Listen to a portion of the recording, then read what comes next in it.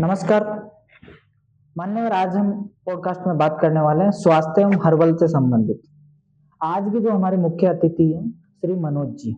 मनोज जी का पैसा herbal juice से संबंधित जुड़ा हुआ है। इनके अपने खुद के हर्बल जूस से संबंधित आउटलेट चल रहे हैं। चलिए आज हम चर्चा करते हैं मनोज जी के साथ। द सम्राट शो के सभी दर्शकों को नमस्कार। तो मनोज जी, आपने अपना कीमती समय निकाल के हमें दिया, उसके लिए आपका तहे दिल से धन्यवाद, आपका हार्दिक स्वागत। मनोज जी, सर हम आपके जीवन के बारे में थोड़ा सा चर्चा करें तो हम जानना चाहेंगे कि आपका जीवन कैसे रहा है। सर, मेरी जीवनी एक सामान्य नागरिक की तरह वही अपना परिवार पालन पोषण, अपने जीवन का ध्येय वाक्य वही पूरा करते हुए सोशल वर्क को देखते हुए ऐसा लगा कि अपन लोगों के साथ भी कैसे जुड़े। इसके लिए अपने अपना पहले बिजनेस चेंज किया। इसको आप एक बिजनेस न कहकर सेवा भी कह सकते हैं, इसलिए ये पेशा अपनाया। इससे लोगों का भावनात्मक जुड़ाव भी होता है और स्वस्थ रहने की प्रेरणा भी मिलती है। मनोज जी, जैसा कि हमें ज्ञात हुआ है आपका जो व्यवसाय है वो हर्बल से जुड़ा हुआ है। जी, हर्बल यानी कि सनातन में एक वैदिक परंपरा के अनुसार जड़ी बूटियों से संबंधित चीजें भी थी। जी। तो हम आपके व्यवसाय के बारे में जानना ये चाहेंगे कि आप कितने समय से इससे जुड़े हुए हैं और आप हर्बल में आज क्या क्या देखते हैं। सर, सबसे पहले तो मैं एक भ्रांति दूर कर देना चाहता हूँ कि आज भी लोग आयुर्वेद और हर्बल को एक ही समझते हैं, जबकि दोनों अपनी अपनी की परिभाषा अलग है। हर्बल पेड़ पौधे जिसे जैसा स्वरूप होता है उसी रूप में पेश किया जाए उसे हर्बल कहते हैं जी।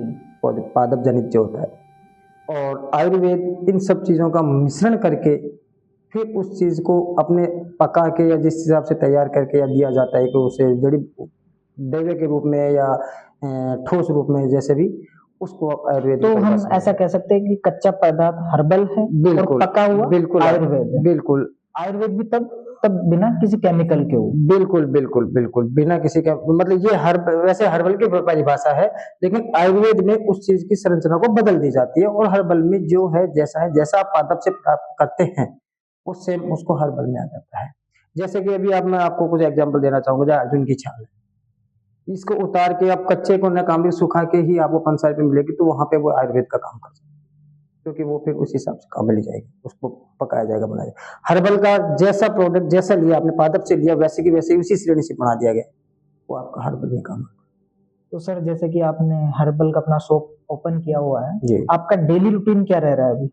डेली रूटीन तो ये होता है कि बस लोगों से मिलना मिलाना और अपना हर्बल प्रोडक्ट का प्रचार करना, जिसे आप ये भी कह सकते हो कि बिना किसी केमिकल वाली चीज़ों के प्रति जिन लोगों की जीवन शैली को बदलना, उनको स्वस्थ रखना। और कहा भी यही जाता अपने सनातन धर्म में भी, अपना वैदिक रीति रिवाज में भी यही कहा जाता है, पहला सुख निरोगी काया।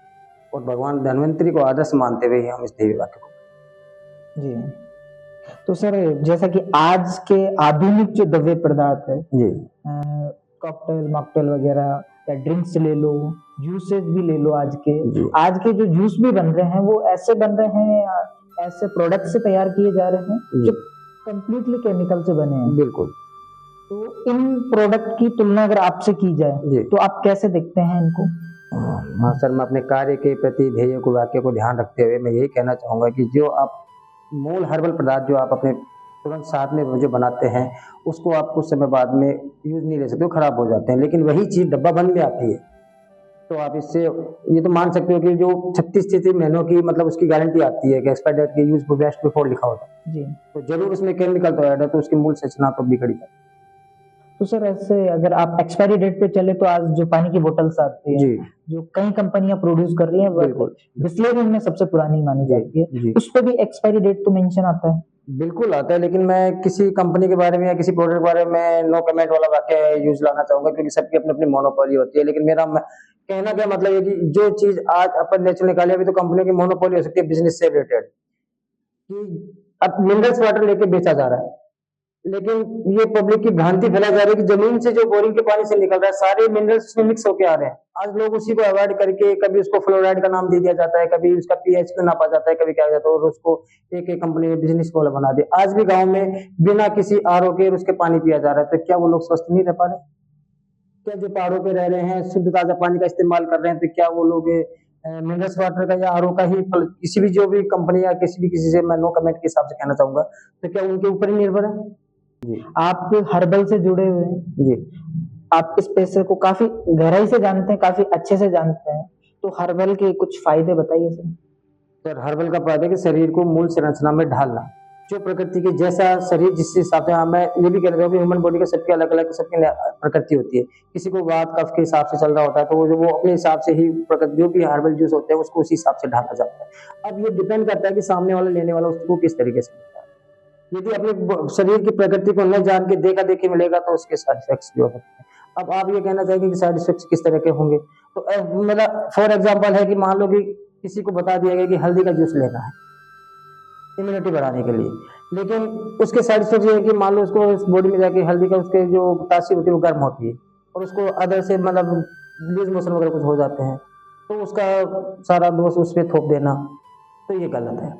ये सबकी शरीर की प्रकृति के ऊपर निर्भर करता है। सर आपके हर्बल में कौन कौन से प्रोडक्ट तैयार किए जाते हैं? सर एलोवेरा, आंवला, करेला, नीम गिलोय और चुकंदर वाले जूस हैं, ऐसे जूस तैयार किए जाते हैं। हर्बल्स का सेवन किन्हें किया जाना चाहिए? एक स्वस्थ व्यक्ति भी किया जा सकता है, इसके लिए ऐसा कोई बाध्य नहीं है कि रोगी ही हो।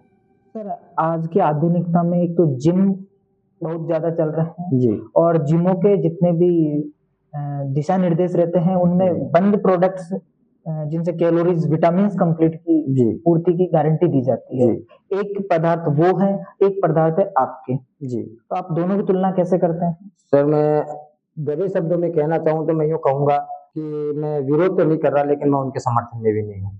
क्योंकि जो ही मिनरल्स की जिसकी आप बात कर रहे हो, तो आप एक उसकी तुलना एक ऐसे वर्ग से कर रहे हो जैसे कि आज के परिक्षेत्र में देखें, एक शाकाहारी एक मांसाहारी, एक नॉनवेज खाने वाला है और एक वेजिटेबल खाने वाला है, तो आप उसकी तुलना एक उससे कर रहे हो। दोनों अपनी अपनी जगह हो सकते हैं, लेकिन मैं इसके समर्थन में नहीं हूँ। मनोज जी आपके अनुसार स्वस्थ व्यक्ति की क्या परिभाषा है?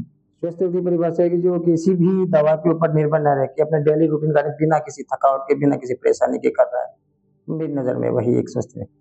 मनोज जी आपके बनाए हुए हर्बल प्रोडक्ट्स का कौन कौन सेवन करता है? क्या आप खुद भी उनका सेवन करते हैं? बिल्कुल करते हैं। मेरे जो भी बनाए हुए जूस हैं उनका इस्तेमाल बच्चे वर्ग से लेके और बुजुर्ग तक के वर्ग शामिल है। आपके ये प्रोडक्ट्स विटामिन की पूर्ति करते हैं?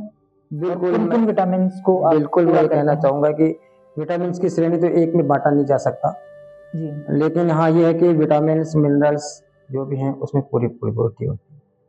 मनोज जी डेली रूटीन के देखते हुए 150 करोड़ की आबादी वाले देश में जी, इसको संभालने वाले यहाँ के प्रधानमंत्री मोदी जी के द्वारा एक योगा करके मुहिम चलाई जा रही है जी। और उसी योगा को आप कैसे देखते हैं?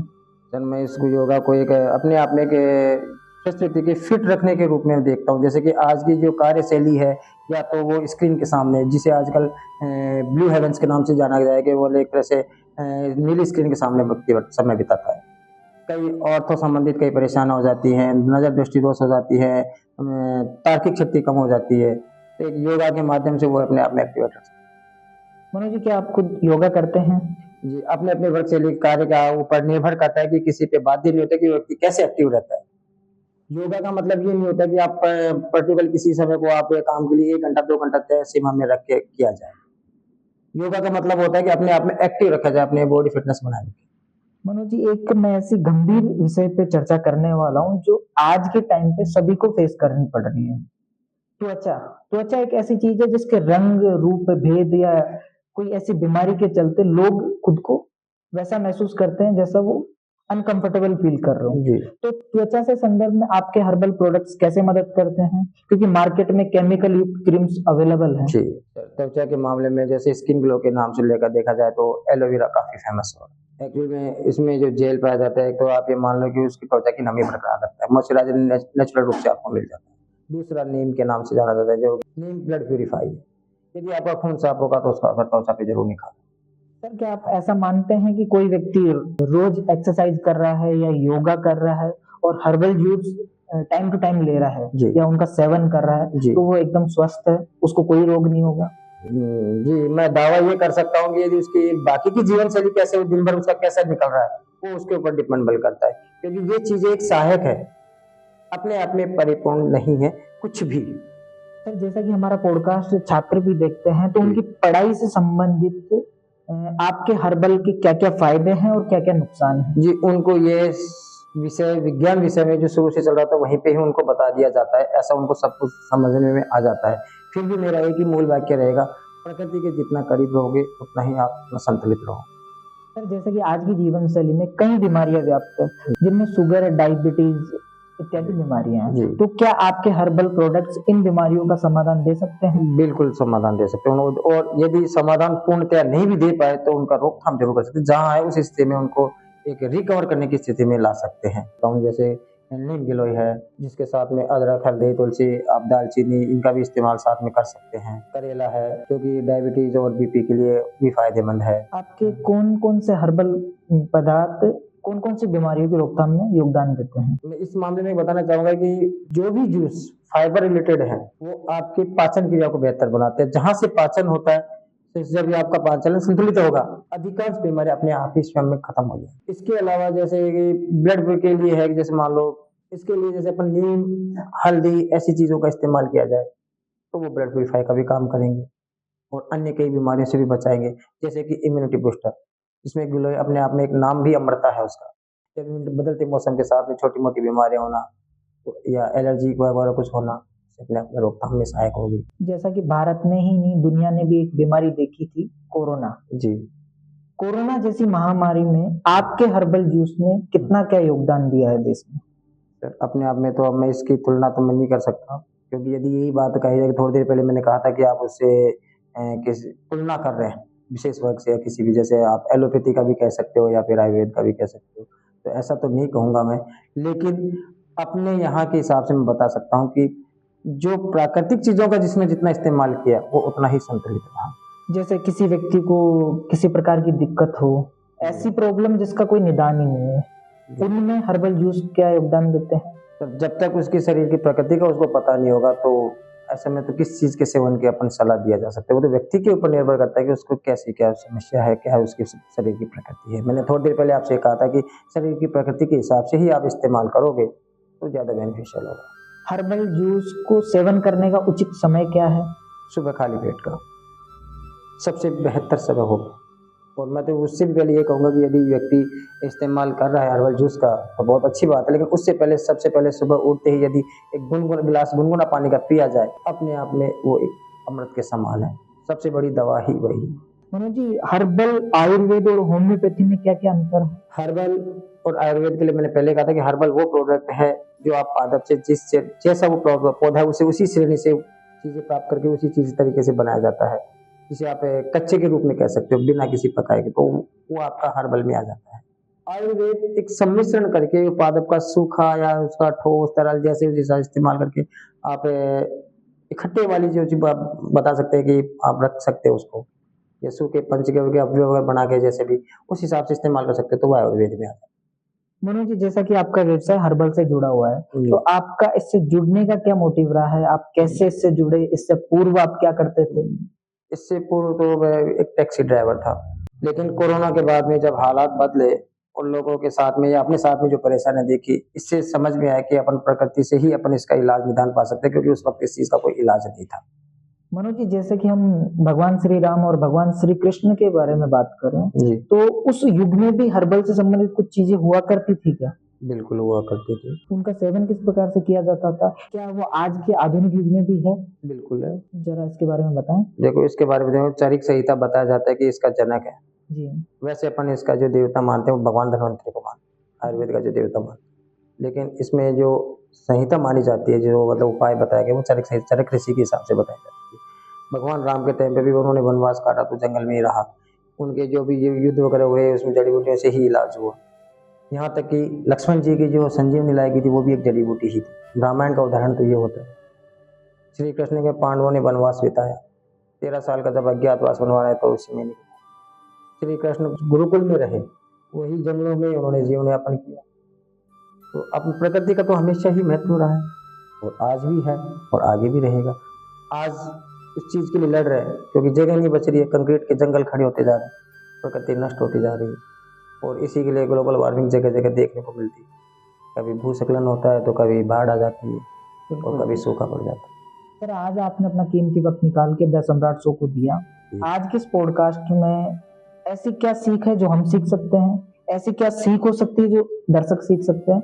कुछ 2 शब्द हमारे द सम्राट शो की पॉडकास्ट और दर्शकों के लिए। जी, मैं द सम्राट शो के पॉडकास्ट और मतलब टीम को, और उनके लिए सबसे पहले तो धन्यवाद देना चाहूँगा कि इससे हेल्थ से रिलेटेड या प्रकृति के करीब के जाके कुछ आपने शो किया, और इस चीज़ को आप हर्बल को बढ़ावा दे रहे हैं, इसके लिए आपका आभार।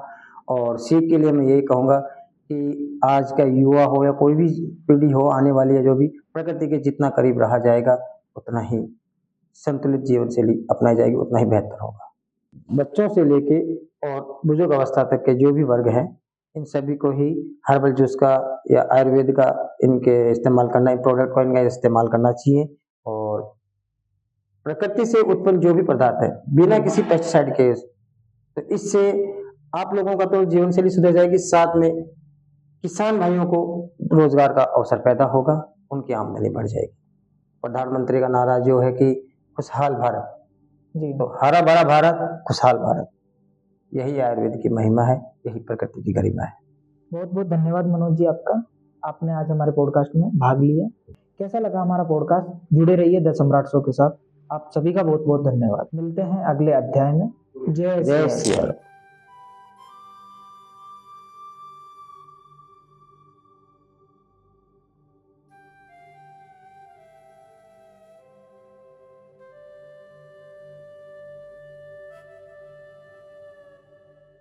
आज हम बात करने वाले हैं हिंदू विवाह अधिनियम। स्पेशल मैरिज एक्ट 1954 के अनुसार कोर्ट मैरिज के लिए लड़के की आयु कम से कम 21 वर्ष हो, लड़की की आयु 18 वर्ष हो।